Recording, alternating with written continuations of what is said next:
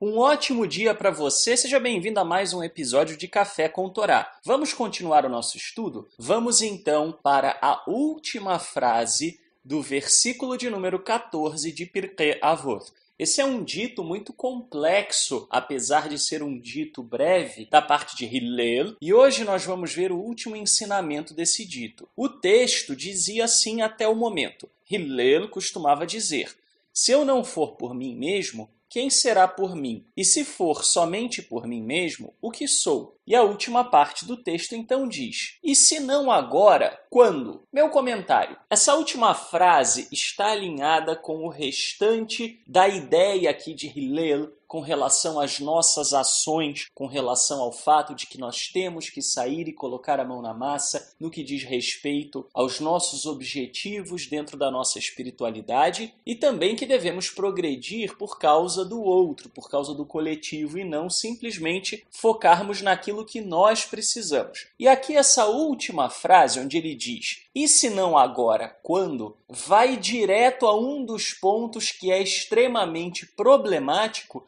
e que é uma variante da primeira frase. Nós vimos 2 episódios para trás que muita gente tem o hábito de ser passiva na sua busca pela espiritualidade. Acredita que encontrará um local, uma pessoa que suprirá todas as suas necessidades, ou aguarda isso do próprio Eterno. E qual é a variante disso? A variante disso, que também é muito perigosa, que não é exatamente igual, mas que entra dentro dessa categoria de acomodação, é a questão do tempo, a questão de aguardar o tempo certo. Muita gente passa 50, 60, 70 anos e morre aguardando o tempo certo para fazer as coisas.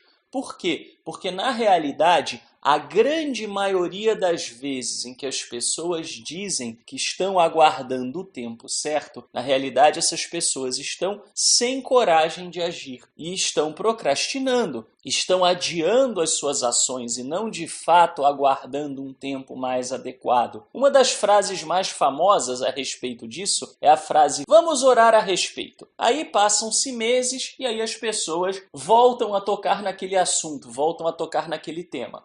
Vamos orar mais um pouco. E na maioria das vezes não é tempo para orar coisa nenhuma. É simplesmente porque as pessoas acham, por alguma razão obscura, que é preciso passar um tempo sem fazer nada antes de começar a fazer alguma coisa. Na maioria das vezes nem pensam sobre esses assuntos. Ou então estão aguardando tomar coragem para seguir e fazer alguma coisa que está muito claro que elas têm que fazer. Isso não ocorre somente na nossa vida espiritual, isso ocorre com relação a tudo. Muitas vezes você está lá insistindo num emprego que não dá certo. Você está insistindo num relacionamento que já deu todos os sinais, todos os indícios de que não é um relacionamento saudável, seja de amizade, seja de coleguismo, seja um relacionamento amoroso. Mas o que você faz? Você está orando, entre aspas. Você está aguardando o tempo do Eterno. Balela, na realidade, está faltando coragem para agir. E muita gente espera que o Eterno tire o medo de agir. Ora, tirar o medo de agir seria tornar você menos do que um ser humano,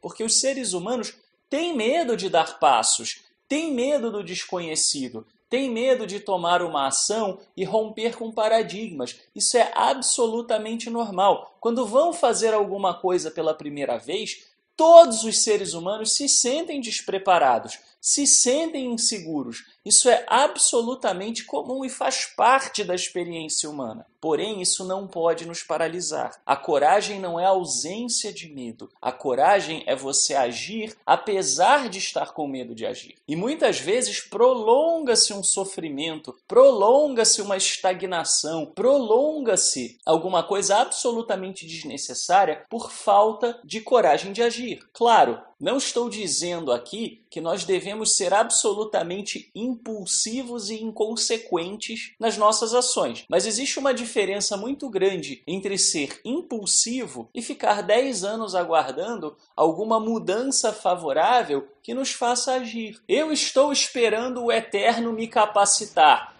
Vai ficar esperando o Eterno te capacitar a sua vida inteira, porque o Eterno não capacita quem não põe a mão na massa. Primeiro o Eterno chamou Moisés e mandou Moisés ir falar com o faraó. Aí ele tratou de capacitá-lo. O Eterno só capacita pessoas que têm iniciativa, pessoas que ficam paradas aguardando o tempo certo de agir, aguardando que os céus se abram, os anjos desçam e deem a elas a certeza absoluta de que elas devem agir, vão morrer esperando. Não vão receber esse tipo de coisa, porque não é assim que o Eterno age. Não há nenhum precedente do Eterno agindo dessa maneira. É simplesmente o puro desejo das pessoas de se livrarem da responsabilidade de encararem os seus medos.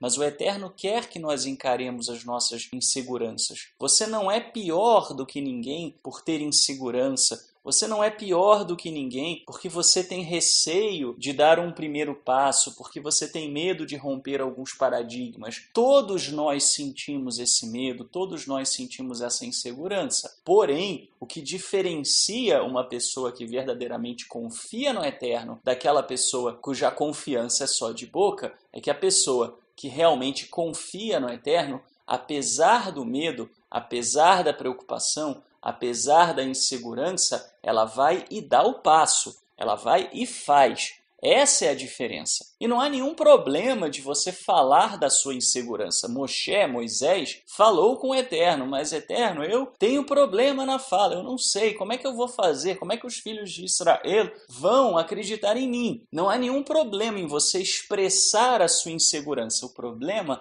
é quando a sua insegurança te leva à estagnação. E um dos fatores mais preocupantes no que diz respeito a essa questão da estagnação é quando nós nos iludimos a partir do tempo. É por isso que Hillel diz, se não agora, quando? Você até pode traçar um plano claro, com metas bem definido. Eu estou aguardando isso acontecer para fazer aquilo, para depois fazer aquilo outro. Você pode fazer isso desde que primeiro, sejam expectativas reais. Eu estou aguardando o meu chefe se conscientizar. Eu estou aguardando o meu noivo mudar. Isso não são expectativas reais.